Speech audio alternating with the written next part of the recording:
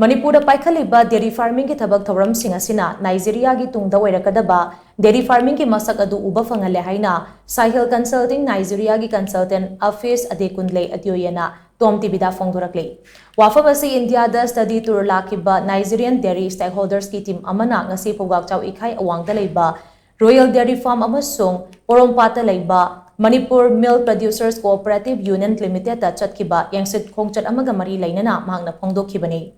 Khongchat adugi matang da TOMTV ki staff reporter Saugaizam Gyanan amasung video journalist Wahengbam Maheshta Afees Adekunle Adeoye na hai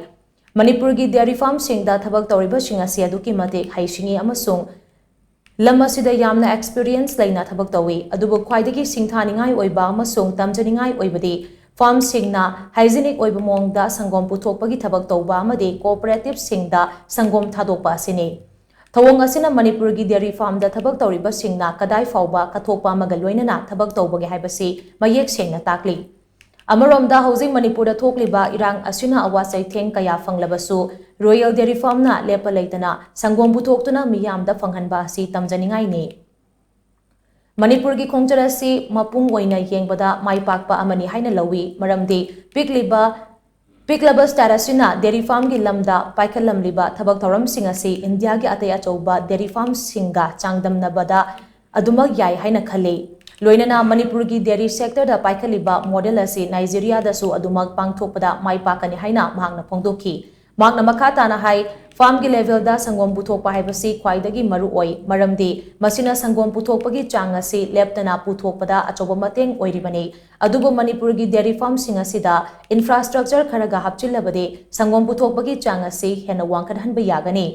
masina dairy farmers singi sendongsu hengadhanbada achoba mateng oigani Manipur gi khongchat asi India gi atei mafam singda chatkiba khongchat ka aduki matik khenai Manipur gi miyam asi tona tinaba nungai mafam asi gi chinjak chabada apenba fawi adubu khwaidagi hena nungai ribadi Manipur gi weather asini haina Afees Adekunle Adeoye na makhatana phongdokhi So the most fascinating part is that the dairy farmers in Manipur, the ones we have visited so far, they are highly skilled and they are open-minded because they produce and they also take the initiative to process on their own. And the processing is quite hygienic. And even amidst that processing mindset, they even supply to their cooperative, which is something that we admire and we adore a lot. So, and looking at the fact that there were some challenges, the dairy farmers still, they did not quit their trade. They continue supplying milk despite the fact that they face some setback from the ethnic crisis. They still persist and they still continue to supply the dairy and process their milk. So that is actually impressive, and we like that.